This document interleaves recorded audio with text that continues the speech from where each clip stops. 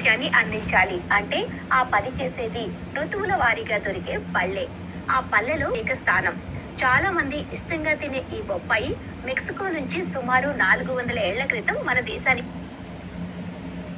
ఆరోగ్యాన్ని వెంట తెచ్చింది. మరి బొప్పాయిలో ఏమేమి పోషకాలు ఉన్నాయో, అవి మన ఆరోగ్యానికి ఎలా మేలు చేస్తాయో ఇప్పుడు తెలుసుకుందాం. బొప్పాయి పండు తినటానికి చాలా రుచిగా ఉంటుంది. ఆరోగ్యానికి కూడా చాలా మంచిది. అసలు దీనిలో ఉన్నన్ని విటమిన్లు మరే పండులోనూ లేవంటే అతిశయోక్తి కాదు. బొప్పాయిలో విటమిన్ సి అర్థాలు పుష్కలంగా ఉంటాయి.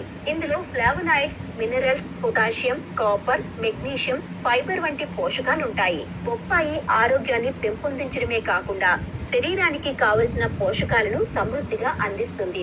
బొప్పాయి పండులో తక్కువ క్యాలరీలు ఉంటాయి. ఇందులో పుష్కలంగా ఉండే ఫైబర్ జీర్ణక్రియను మెరుగుపరుస్తుంది.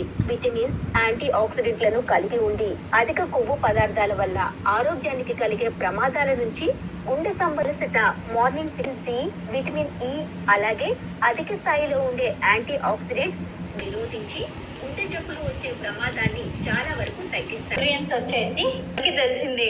వైటమిన్ ఏ వచ్చేసి తీసుకోవడం వల్ల మన కంటికి అంటే లైక్ ఐసైట్ ప్రాబ్లమ్స్ రాకుండా ఉంటాయి. ఈ కాలంలో చూసుకుంటే చిన్న పిల్లలే స్పెట్స్ పెట్టేసుకొని ఐసైట్ ప్రాబ్లమ్స్ తో చాలా మంది బాధపడుతూ ఉన్నారు. అండ్ షుగర్ పేషెంట్స్ కి కూడా ఐ ప్రాబ్లమ్స్ ఎక్కువగా వస్తూ ఉంటాయి కదా.